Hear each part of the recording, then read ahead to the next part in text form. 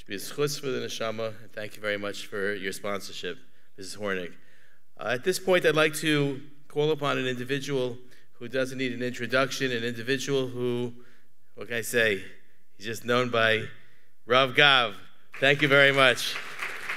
I'd like to introduce Rav Gavs Friedman to come up and please say a few words. Thank you.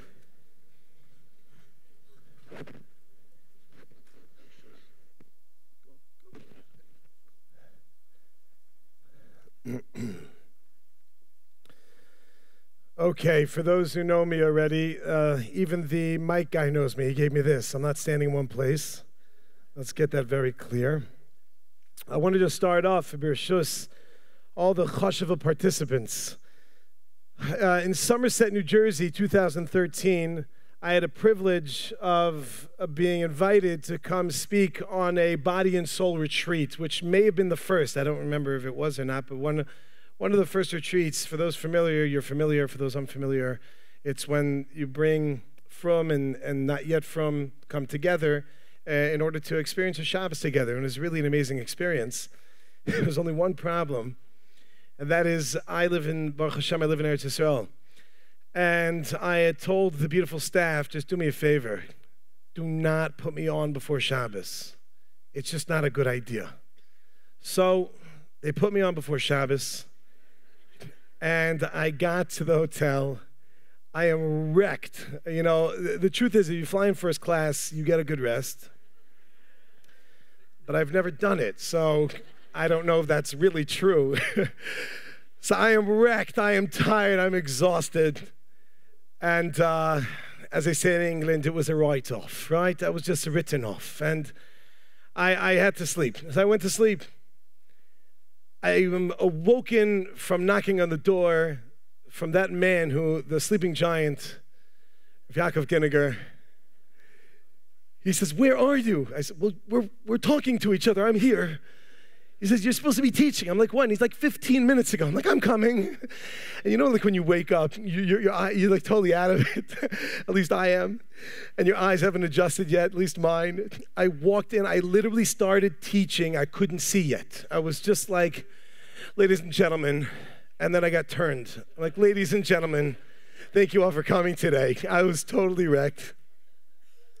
Baruch Hashem, they learned from their ways, but I was invited again, and a few years ago we had this event in Kalahari, and it was beautiful. It was beautiful. I got there, I said, "Please don't put me on Friday." So they put me on Friday. I get to the hotel. I am wrecked. Now I'm told that if you're in business, you could sleep well. But once again, I've never been in business, so I'm sitting in the back. I get there, I go to sleep. As you can maybe imagine, I get a phone call, and it's ringing in my room, and I wake up, and it's a familiar voice from 2013. And he says, "Where are you?" I said, "You called my room. I'm in my room." He goes, "You're late. Where am I?" And I came down, and okay, last year, Hashem, I was invited to come to speak at Project Inspire. I said, "Do me a favor. Don't put me on Friday." So Yossi Friedman promised me we are not putting you on Friday.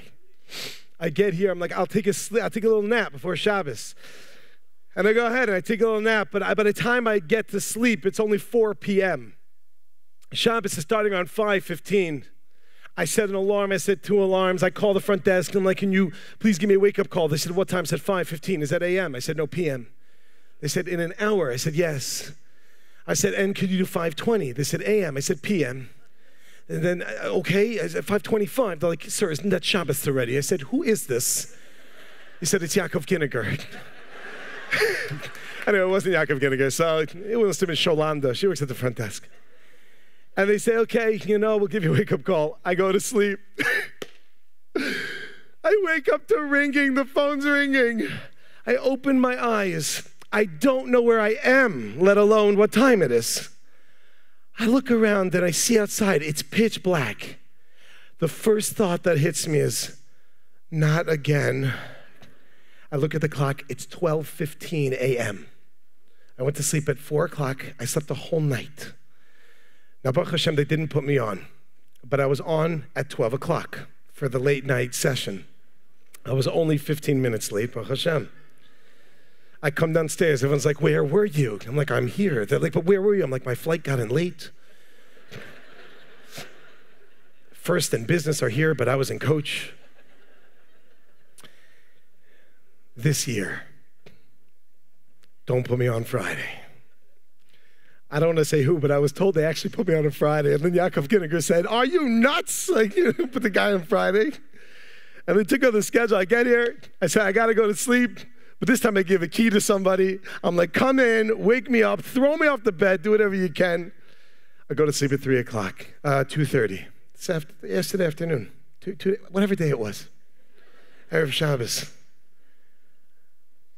Now, there have been many, many jokes over the Shabbos about the fire alarm. But if you want to know the real reason for the fire alarm, Yossi Friedman said, there is no way Friedman is sleeping over this Shabbos. I don't care who has to suffer. Anyway, so I just woke up. And unfortunately, like we know, some people are still sleeping. And originally this whole project, this whole idea was called the Sleeping Giant. The Sleeping Giant. Everybody in the world wants meaning. Everybody wants purpose. Everybody's looking for something. Everybody. Doesn't matter who you are. Doesn't matter your background. Doesn't matter your age or your gender. Everybody is looking for meaning and purpose in life. The unfortunate reality is that many people don't know what that means. They don't know what it means to have meaning, to have purpose, to have value. And we start looking for other things because what is it? What's meaning? What's purpose? And the world is very much given the concept of value and worth to money. That's essentially where you find that concept that comes up. I read an article on H.com. I actually make sure I brought it that I could read it. And I read this thing about, there's someone, I don't know if you've heard of him. It's a guy named Jeff Bezos. He's a small company. It's not in New York, so it can't be that big. Anyway, the article said that he topped $150 billion. This is an old article, I'm saying. And basically they did the math. That means that he made, over this certain period of time, $275 million a day, which equals $11.5 million per hour, which is $191,000 per minute, or $3,182 per second. I read this article and I said to my wife, I said, isn't that amazing? Like just his net worth, with a B, $150 billion? That's like, that's insane. 150, and I said to my daughter, I said, did you hear that? So she said, what? My oldest daughter, I said to her, this guy, Jeff, he's worth $150 billion. And my daughter looked very puzzled. And she says to me, I don't understand. What? Now, my kids are Israeli. And I'm the immigrant in the house. I said, he is wealth. $150 billion, right? Is that French? I don't know what I sound like. She said to me, ¿Cómo? Right? And she goes, no, I understand English. What do you mean he's worth $150 billion? What does that mean? I said, what do you mean, what does that mean? He's worth $150 billion. She goes, I don't understand. He is worth $150 billion? His worth, and she wasn't even getting like lumdish. You know, she was really trying to understand. His value is $150 billion? And then it hit me. I'd never thought about it in that perspective. That we say it all the time, net worth, value. That's the net worth of a person, how much money they have, that's their value. And the unfortunate reality is that many of you didn't immediately challenge me. You should have right away challenged me. Right away said to me, net worth $150 billion. Who said he's worth $150 billion? So the answer is that you're right, he's not worth $150 billion. What's the value of a person? How much money they have? So he may have a certain amount of money, but is that what he's worth? So how much are we worth? How much is a person worth? So we have a very famous Mishnah, very famous, anyway it's famous, but for those who are involved in the Eish world know that Rav Noach would often quote this Mishnah. And he would say the following. The Mishnah says in Pirkei Avos, I believe it's here somewhere, if not I'm going to have to make it up. It's found in Perek Zion, Mishnah Yud Daled. Just wanted to see who got that one. That means I'm making it up. Okay, but now I'm going to tell you the Mishnah. I know what you're thinking. There's only 6 prakim, but now you're really thinking there's only 5 prakim. The 6th one is brises. They added on. I get it. Don't get confused. Says the Mishnah, though, part of the first 5 prakim. Hu haya omer. Okay, good. Excellent. You could have finished any of it with that, but Chaviv Adam Shenivra B'Tselem. Beloved is a person that they're created B'Tselem. They're created in the image of a God. They're in the image of God, of Hashem. Chiba Yisera Nodas Lo Shenivra B'Tselem. But he loved us even more that he let us know that we were created in the image of Hashem. To recognize, who are we? What's our value? 150 billion pales in comparison to be created in the image of God. We're godly. Do we recognize that we're godly? Let alone a secular yid. Do we recognize that we're godly? Do we behave in a godly manner? And I'll tell you something. I'm embarrassed because my chavrusa always tells me, be very careful what you say, be careful how you speak, because you're being mekatreg yourself. Because here I am speaking to other people and telling, do we realize? That's why I added the word we. Do we realize? Because a lot of times like when a speaker gets up and he says, you know, I'm really speaking to myself. And if you want to listen, then you can listen. I like to tell those speakers to get a therapist. You should stop speaking to yourself. Well, let me tell you, I'm talking to you, but hopefully I'll listen also. Do we recognize who we are, that we are B'Tselem Elokim? What does that mean? B'chiba Yisera Nodas, the very famous mashal, at least famous for the Aish world, about a wealthy man who's walking down the street somewhere in, let's say, Manhattan is usually the example, a small little island. And as he's walking down this island, he sees this homeless person on the side of the road. He feels bad for the person. He goes ahead, he takes out his checkbook. It used to be he wrote a check for $1 million, which is not so much. Now he writes a check for $1 trillion. He makes it out to homeless man on street. Puts it in an envelope, picks up all his bottles in his cart, puts it on the bottom of the cart, and he walks away. The guy wakes up the next day, and he continues his push cart, putting his bottles, picking up bottles, putting his bottles, picking up bottles, never getting to the bottom of the cart, never realizing how much he actually had. That's just a mushal. Don't get confused, because some of us are like, oh yeah, because money is value. No, it's not. That's not value, it's a mushal. Chavetz Chaim had over 300 mishalim, they say, about whoever, I say today. I say, Chavetz Chaim had over 300 mishalim on business, to understand something, because we get so caught up in Olam Hazeh, to misunderstand what it's about.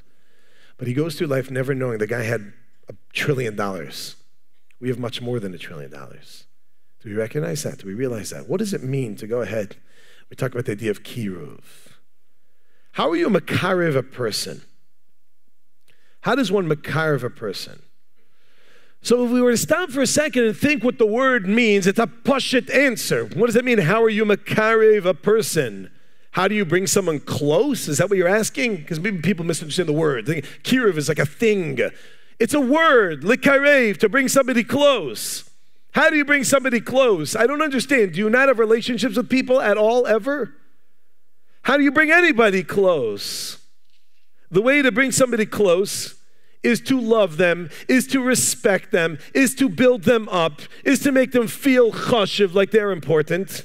I heard from a chaver of mine, Rav Yisrael Majeski, who lives in California, who quoted from Rav Daniel Kalish that it says in the first Mishnah in Pirkei Avos, Hamidu Talmidim Harbe, which many of you just gloss over. You just read it. Have lots of students. It's a very strange lashon, though. What's v'hamidu Talmidim Harbe? Ha'amidu Talmidim Harbe, from lashon ha'amoda, la'amod, to stand up. Ha'amidu means that you should stand up your Talmidim Harbe. Build them up again and again and again and again. How you mekarev someone? How would you feel towards someone if every time you saw them they said, you're amazing. You are incredible. You just, I so appreciate you. You're valuable. Would you be like, oh, I don't want to have a relationship with you? Or would you say, thank you so much? At least feel great and want to connect with that person. How you mekarev someone? Be mechabed them. Build them up. Make them feel like they're chashuv. You see, sometimes, even if you do it unintentionally, just like speaking a certain way about somebody to them, that could change their whole perspective on themselves. Tell you a little story. You know what? I'm going to tell you a big story. It's just short. I'm going to tell you a long, big story. Now you'll feel like it's long, but it's actually short. So there was a father from Tel Aviv, secular man. As they say, Chiloni. He was a Chiloni. And this secular man had a son. And even though he was not religious, he wasn't observant, he wasn't into it, that wasn't his thing, still the terminology that you use when you're speaking Hebrew, it's just a funny thing that you find. For those who've been on JWRP, you maybe heard me tell the story. I remember when I first came to Israel.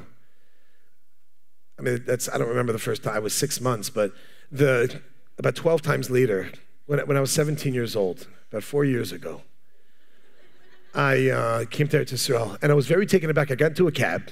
Okay, it's like, now everyone's careful which cab you get into, etc. But okay, I got into an Arab cab. I didn't whatever. And the first thing I noticed was a little unusual is I got in the cab, and the cab driver got out of the cab. Now, I know I'm in coach, and it could be I don't smell that great, but I'm trying to wonder what's going on here. He goes to the back of the car. He opens up the trunk. He takes out a rug. A body falls out. Oh, wrong story. I'm sorry. Wrong story. He takes out a rug, and he puts it down on the floor, and he just gets on the floor and starts, going to sleep. Over and over, just over and over, going to sleep. I was like, what is going on here? Then I realized he was davening. He was praying. He was an Arab. And then he comes back in the car. I said to him, Manishma. He says, Baruch Hashem. And I was like, what? He said, Baruch Hashem. I said, are you Jewish? He goes, no. I was like, oh. He says, Manishma. I said, Alhamdulillah. But the terminology that's used is just, you speak Hebrew. It doesn't mean more than the words that they're saying necessarily. And this secular man, you would call his son Sadiq. He would call his son Sadiq. All the time, he'd see his son, he'd be like, Sadiq, come Sadiq, my little Sadiq, you're such a Sadiq, you're such a Sadiq, He said, Sadiq, Sadiq. One day, they're in Tel Aviv, they're walking down the road together, and the boy says, Tati. Because even though he's not religious, he didn't say Tati. But he says Abba or Frank, whatever he called him. He says, Dudu, listen. I have to use the bathroom. He says, oh, okay, let's, here, there's a little store here, let's go inside here. And there was a bar. He said, come, let's go into the bar, let's go. So he goes into the bar, opens the door, he walks in, and he walks towards the bathroom, and then he turns around and he sees his son is not with him. And he's like, oh my goodness. He looks around like, where's my kid? He goes running outside, and his kid's standing at the doorway. He says, no, why aren't you coming inside? He goes, Abba, I can't go in there. I'm a tzaddik. A tzaddik can't go in there. And that little boy was me. I'm always a little boy in the story. But anyway, he just called him a certain name, and all of a sudden what happens? He starts to feel a certain way. Do we build people up? Do we make them feel like they're chashuv? Do we go ahead and give them, not just like they're our project, they're our little, whatever, and like if I have to make them feel so, what are you talking about? Tzelem Elokim. This person is created by Tzelem Elokim. Do we recognize who we are? Do we appreciate ourselves? Do we treat someone else like they are at Tzelem Elokim? Who really realize who they are? But really, do they deserve that? Are they worthy of our respect and our honor? I mean, they're secular. Not Shomer Shabbos, not Shomer Kashrus. They're doing the wrong thing. Let's first understand something. I've met a bunch of people in my day, and I can't say that no one, I would say, comes close, but I would say there's certainly very few, if any, that come close to becoming what's called a mumer lehachis. What they're coming to fight, they're against the Torah, they're fighting against it. First of all, most don't even know altogether. And then at best, it's a mumer l'te'avon. They don't even know what's going on. He's just like, enjoying myself. I'm just doing what I'm doing. Are they worthy of our respect? Let's understand. If I can, I'm going to say a quote here so I don't get in trouble, but I can get Rav Ephraim Waxman in trouble. What's the difference between Rav Chaim Kanievsky and you? What's the difference between you and Rav Chaim Kanievsky? There could be many answers. I'm just going to tell you what I heard from Rav Ephraim Waxman. The difference between you and Rav Chaim Kanievsky is, let me tell you, Rav Chaim Kanievsky is a neshama, and you're a neshama. In essence, Mahus, there is no difference between you, a secular Jew, Rav Chaim Kanievsky, a chilek elokamimal, a neshama.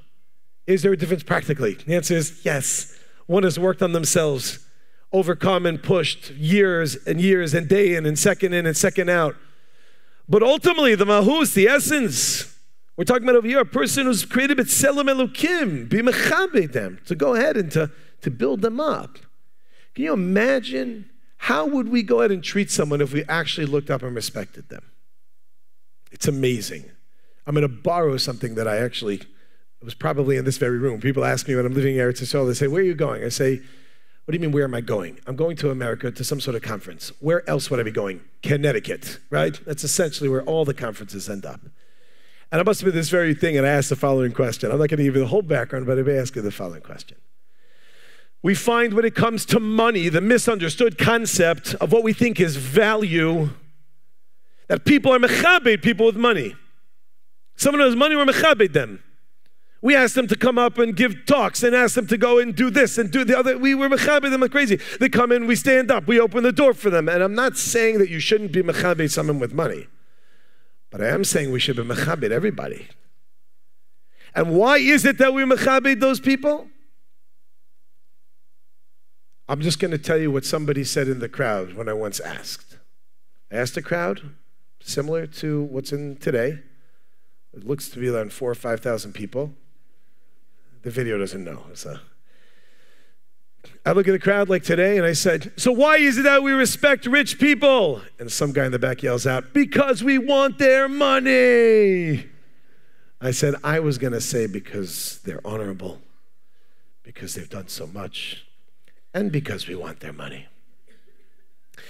If you knew someone's not giving you the money, I'm not talking about someone who's involved in a big project and helping out. I mean someone who just happens to have a lot of money, but they're not involved in giving yet necessarily. And you're mechabed. You know 100% they're not giving you anything. There's this thought in our mind. Someone walks in, let me open the door for him. And you're going to open the door for him. He's going to walk in. He's going to look at you and go, you know what? That was really nice. Here's $10,000. What if you knew you wouldn't be getting it? Would we respect them the same way? It's a mashal, people. It's just a mashal for a neshama. A chelek elokam mimal, to recognize that every yid is a neshama, and to understand that every yid is connected in some way, as far as he may be, is connected to HaKadosh Baruch Hu. And do we go ahead and do we look for that? And then do we respect them and do we honor them? Do we stand up for them? Do we open the door for them? How are you makarev someone? The answer is simple. How do you bring people close? Right, we have all these discussions, but they're usually like in a halachic mentality of a word, as if it's a new mahus. This is a concept. The way that we go into it is we respect them, we honor them, we build them. Everybody needs that idea. And if someone goes out and respects and honors and builds someone, it changes the entire way. So how do you do it? You smile at them. You give them the time of day. You pay attention to them. Somebody asked me, and I hope I don't make this too much of an opening because, anyway, it should be an opening. Someone asked me, I see you talking to a lot of people over the weekend. How do you have the patience to talk to them? Everyone's coming over, saying, talking this, talking that, talking that. How do you have the patience to talk to them? I said, because they're rich. But what I really said is, I thought that, but what I really said is, how do I have the patience to talk to them? Because I've been on the other side. I know what it feels like. There are people that I like to talk to. There are people that I like to go over to, and I either want to share something with them or I have a question for them. And I know what it's like to be blown off. I know what it's like to make like I'm not a chush of a person, like I'm not valuable enough. Now, that doesn't mean I have the time of day for every single person. Doesn't mean I have time of day for myself sometimes, but we try to do what we can do. Do we mechabed people, or do we have an agenda of who we're mechabed and when we're mechabed them? Anybody who feels honored, anybody who feels that way, and that's like the Mishnah says, sometimes they look like just creatures, brios. But at the end of the day, it's a Tzelem Elokim. Someone who does that, we're going to start to see crazy things. Think. Think. Think. It's not just about being mechabed someone as if you're speaking with them. When you speak to someone, you build them up, you can go out and you can change amazing things. I want to share with you an idea that I heard, an amazing idea, just a thought process. Even if we never speak to the person and we're not mechabed them by speaking to them, just thinking about them in a positive way. Does that have an impact on them? Tell you an amazing idea. I tell the story that the Ribono Shalom came to Moshe Rabbeinu and he says, I want you to tell the Jewish people, I'm coming. I'm coming to take them out. And what does Moshe Rabbeinu respond? They're not going to believe me. What do I tell them? They're not going to believe me. It's like, they're going to believe you. It's going to be fine. They're not going to believe me. Okay, if they don't believe you, so I'll give you a sign. Stick your hand in your shirt. Take it out. Take your staff. Throw it down. Take the blood. Put it in the water to the blood. Fine. You do the signs. If you understand what I said, great. If not, look it up in the parsha. So he goes ahead. Did you read the parsha? Anyway, so he goes ahead. And he puts his hand and he takes out. It's white like shelling. Put it back in. Take it out. Perhaps some speak about the idea, Chazal Mefarshim discuss speaking Lashon Hara about Klal Yisrael. It's not a small thing. Put your hand to take out. It's like tzaras. Put it back in. Come out. A snake. What's a snake? Symbolic. See, Chafetz Chaim speaks about this, about how we speak, how we talk. He says, if they don't believe you, then show them the sign. If they don't believe that sign, show them the next sign. And then it'll be good. And what ends up happening? He goes to Klal Yisrael, and the pasuk says he shows them the signs. Why did he show them the signs? Well, what was the discussion? If they don't believe you, show them the signs. Which seemingly would indicate that Klal Yisrael maybe didn't believe until they showed the signs. Which would show that Moshe Rabbeinu was taka right. They're not going to believe me. So why would HaKadosh Baruch Hu not be happy with Moshe Rabbeinu that he's going to go and say such a thing? One, you could say, well, he still shouldn't speak that nice. Or maybe, since Moshe Rabbeinu is the leader of Klal Yisrael, Moshe Rabbeinu goes ahead and he thinks a certain way about Klal Yisrael, then what ends up happening? Klal Yisrael starts to think about that way themselves. Perhaps if Moshe Rabbeinu, when Hashem says to him, go to them and tell them, and he would have been immediately, they would have believed it immediately. But because we think a certain way about certain people, the way we think about someone, that changes the way they think about themselves. Pachadik idea, Rabbeinu Yonah brings down in Perkei Avos also by Ayin Hara to understand that the way in which we think can actually impact other people. The Rambam goes to this as well. The way in which we think about someone can affect somebody. Even without talking to them, don't say a word, just thinking of them. Have a chomer to say something to them. Say something. Believe in them. I spoke to my Rebbe right before I came, right now, an hour ago. I called him up and I said, here's the idea. What's my, you have a story for me? I actually didn't tell him that. Actually, because I know him more. It's like, give me a Mar Chazal. And he told me a story. Because that's like how it works. The same way in fundraising. If you go ask for money, you get advice. If you ask for advice, you get money. So here, I asked for a Torah, he gave me a story. And here's the story. He said very recently, one of his Talmidim, another one, he didn't say who, and I'm not asking who. One of his Talmidim, he convinced him to learn a Mila course. Learn Mila. How to be a mohel. So he did. He learned how to be a mohel. And just recently, he had a baby boy, and he was the mohel for his own son. So I would say now, our Rebbe came over to him and said, you know, it's amazing how you did it. Kol hakavod. You went through the course, you did it, and not only you did it, but you also did your own son. A beautiful thing. The mitzvah is even yours. You don't have to do a shliach. You did it. It's amazing. And he said, Rabbi, I want to tell you something. When I was growing up as a kid, I was a bit of a troublemaker to a very, very big degree. My parents brought me to all these therapists, psychiatrists. One therapist said, if you do not get your act together, you're going to end up in prison. The way you're behaving, you're going to end up in prison. It's a davar pasha. There's nothing to talk about. But my parents always said one thing to me over and over again. You're not a bad kid. You're just doing things that aren't good. You're a good kid. You could succeed. You could overcome. You could do this. I believe in you, that you have the koach to be able to do such a thing. And he said, only because my parents pushed and so much they believed in me, how much they loved me, was I able to get through those times and today stand as raising a Yiddish family and being the mohel of my own son, where I never would have taken this course? Do we believe in our children? Do we believe in our students? Do we believe in Kalal Yisrael? Do we believe in ourselves? That changes realities. It literally changes realities. Now, when I say to you before, just think. It's not just the way that we go and we talk, but how powerful are our thoughts. I'm going to tell you something which is one of the most powerful ideas that I heard. I heard this idea first as a famous Gemara in Psachim, Daf Kuf Yud Gimel Amud Beis, I think. Because the Gemara in Dalit and Brachos says it's supposed to say Eni Odea. So Eni Odea, if it's on Kuf Yud Gimel Amud Beis in Psachim. And the Gemara over there discusses, are you allowed to hate someone? Who are you allowed to hate? When are you allowed to hate? If you're allowed to hate. And there is a Moichadik Toisvos. Toisvos in the top right corner says an amazing thing. Brings the Gemara, but see it maybe in Daf Lamed Beis. Amazing idea. The question is, are you allowed to hate someone? And the Gemara says, yeah, there's a time, maybe you're allowed to hate someone, maybe certain circumstances, maybe the Erev or something like that, you're allowed to hate somebody. And Tosfos says the following, even though you're allowed to hate someone, I'm not going to go through the whole thing, but it's kedai to see and to see the Gemara above and see kfiyas yetzer v'azov ta'azov, helping somebody.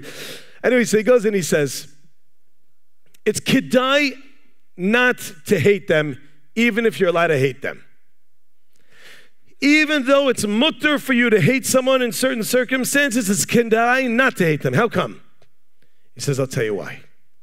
Because if you hate somebody, how are they going to feel about you? If you hate them, kemayim panim el panim kein leva adam la adam, you hate somebody, just like water. When you look at the reflection of water, you live a still pond, and you look at it and you see kemayim panim el panim, you see yourself. So too are the hearts of one person to the next. So if I go ahead and I see someone and I hate them, now they're going to hate me because I hate them.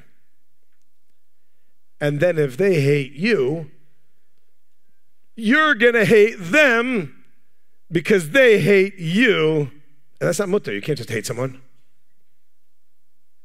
Even if there's a heter to do it, at the time you're going to hate them for the right reasons, then they're going to hate you for the wrong reasons, and then you're going to hate them for the wrong reasons, and then you're over in this, so you're not allowed to do it. Kamayim panim al panim. So that's the Tosfos. Now I heard from one of my bosses, one of my many bosses, Rabbi David Rossman. I'm sure it's in his book. That's a plug. 10%. 20 now. 30. He said, I heard from David Rossman, he said the following idea. I hope I got this right. I need some backing up of here. It's a Levolozhin, does that make sense? Okay. So there was a person, I hope it's the right thing now. He says the following idea. When we go and we say, Kemayim panim al panim kein leva adam la adam, and you think what it means is, like if I come to you in the morning by the coffee, I say, good morning. We will often respond with, good morning. But if I go, what up? You go, well, what up with you? If I go, huh? You go, huh? We respond in the way in which people talk with us. But that's only if I'm talking to you, if I'm right in front of you, and if I'm with you. What if I'm not with you? What if I'm in a different country? What if I never met you? What if I never spoke to you? I'm halfway across the world. The lashon is kemayim panim el panim, kein leiv adam la adam, which means so to the heart. In the leiv, it doesn't have to be next to a person. I just have to love somebody and care for somebody and respect someone, even if I'm not in front of them, even if they never meet me, even if they never see me. There's a colleague of mine, I can't say who it is because I didn't ask Rishus. Many of you might know him, and he would say this perhaps himself, but I can't say his name. Whenever he gets pulled over by the cops, and when I say went over, because it happens, whenever he gets pulled over by the cops, the first thing he does is he shuts everything in his mind down and he goes, I love him, I love him, I love him, I love him, I love him. The cop comes over, and I can just tell you what he's told me. He said, every time he's got let off. So now you know it's mutter to speed, as long as you love the police officer. He goes ahead and he loves him to get out of the ticket. Where's our heart? Like was mentioned right before, do we care? Does it hurt us? At the very least, does it hurt us? When we see another Yid that's not living a Yiddish lifestyle, that's not connecting with HaKadosh Baruch Hu, does it hurt? I can tell you it's so painful. I love to fly El Al. I'm not making any jokes. I'm not making jokes. People here make a lot of things. I've heard things of people, whatever, about El Al. I personally love flying El Al. 10% off El Al. First class, please. It's only 3 seats. I love flying El Al. And the reason I love flying El Al is because I don't have to have a guilty conscience. El Al, all the food is kosher to some degree. All of it is kosher to some level, at least. So if I sit down on the plane, the person next to me orders something which isn't kosher, I could sleep fine. But I flied United recently. United. And I sat there next to a Jew. And it's so painful. This is genuine. This is so painful for me. I'm like, what do I say to this person? I'm like, okay, in my head, I'm like, what's my line? What am I going to do? And I remember the Rav Gavs Samson once said a whole story. I always started writing for the New York Times, if anyone knows the story. What was it? Solomon. What did I say? Well, I can't stop thinking about you. So Rabbi Samson has a friend, Rav Yaakov Solomon. He wrote a book, Samson Says. And Rav Yaakov Solomon says in his book, he sits down, I'm sure it's in his book too, but anyway, he sits down on the plane next to a secular person, he doesn't know how to talk, so he just opens up his computer and he writes in big letters, New York Times, and starts to type, and the woman next to her, man next to her says, oh, you work for New York Times? Oh, yes, I do. Are you Jewish? And the whole conversation. I did the same thing.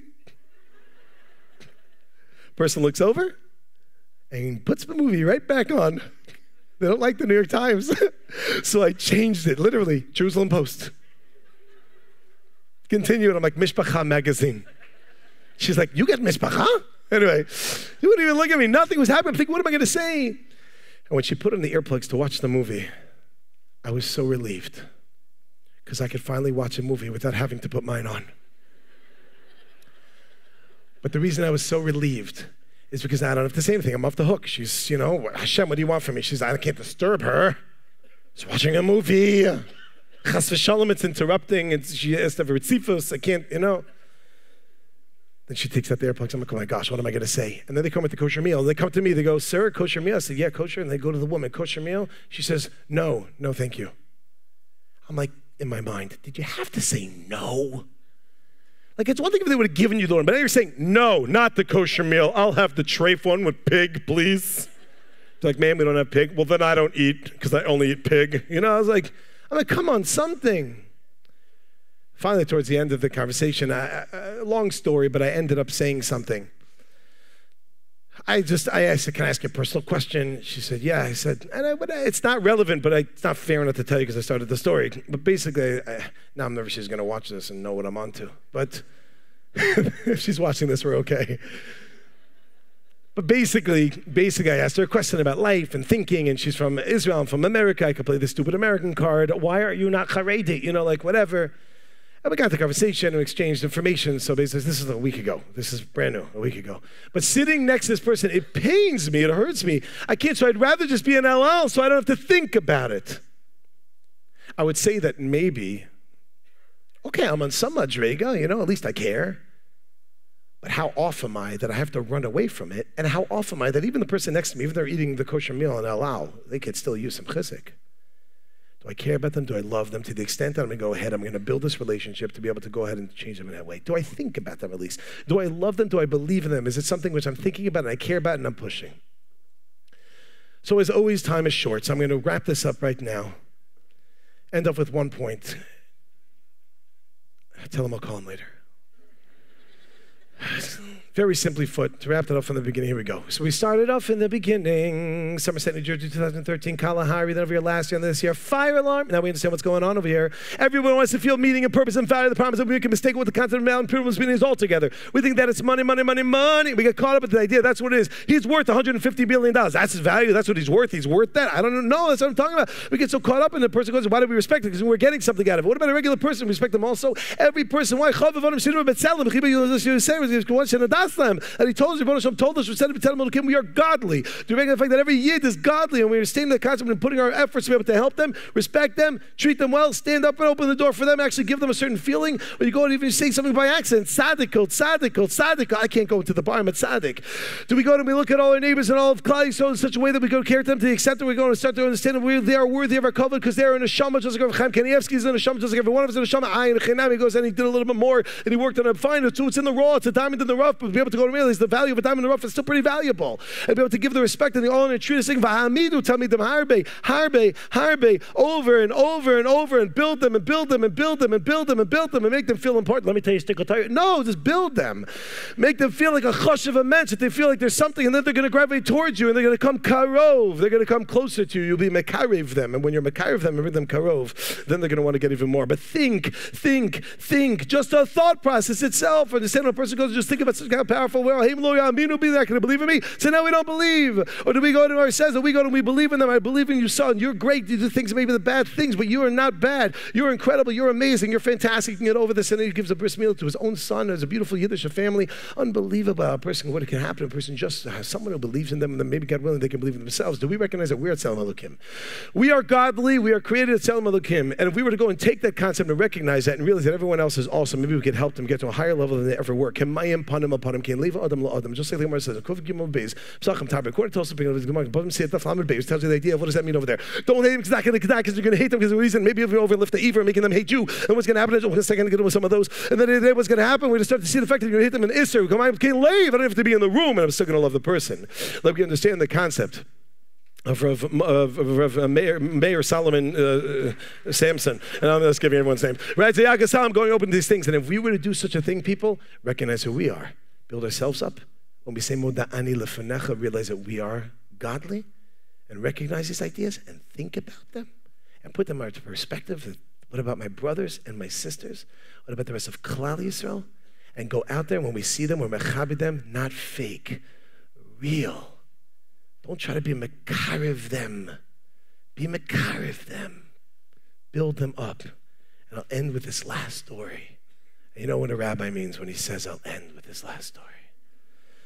It's not my fault that you misunderstood me because you don't know my accent. I didn't say E-N-D. I said A-N-D. And I will end with one more and. I'd like to share with you the following. Listen to the story. It's a story which I told a number of years ago. Yes, a very valuable watch. I told this story on this very podium. It was a Project Inspire weekend, one of the ones I slept in. And I gave a 5-minute pitch, and I said the following story. The story is told about a guy by the name of, if you know the story, you'll know it. His name is Julio Diaz. The story happened about 12 years ago, I believe. I saw this in the Washington Times, not my article. And what happens is there's a guy named Julio Diaz. Julio Diaz was on the A train. It doesn't matter which state or country. Whenever you're on an A train, you better watch your back. He's on the A train. It's after midnight, and he comes to the stop. And when he gets to the stop, he's walking there. It's totally empty. And as he's walking there totally empty, what ends up happening? He sees a guy come at him, this kid looks like 17 years old. This guy, Julio, was 31 years old at the time. The guy comes out, and he pulls out a knife, and he goes, money or your life? He's like, okay, I choose money. Takes out his wallet, throws it to him. I would show it to you. I don't have a wallet. I'm Israeli. So he goes ahead and he throws him the wallet. My tudat zehut though. So he goes ahead. He throws him the wallet. The guy picks up the wallet, starts walking away. He says, 1 second. Kid turns around with the knife. What? He goes, listen, it's cold outside. If you're going to be mugging people, you probably need a coat.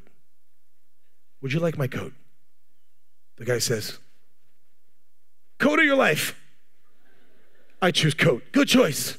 Takes off his coat. Throw it to him. I would give you one. I'd show you what it is. I don't have a coat. So he goes ahead, he throws it to him, and he's walking away. And as he's walking away, he says, hold on a second.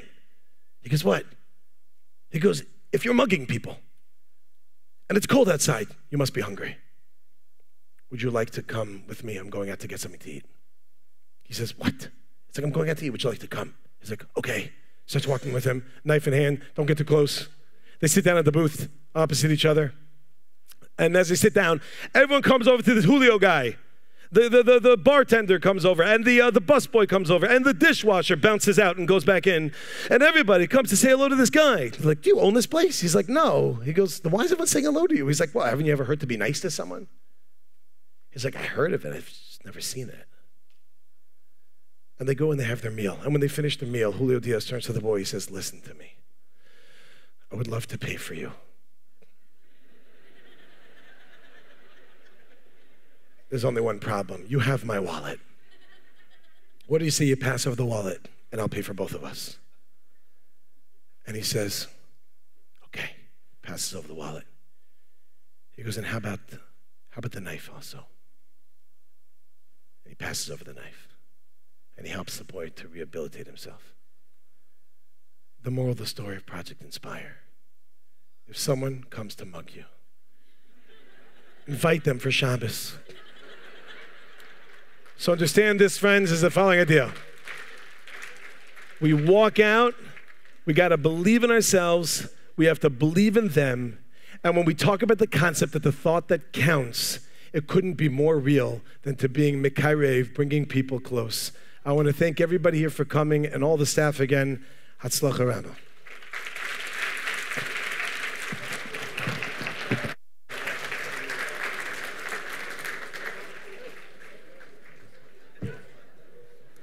Wasn't that great?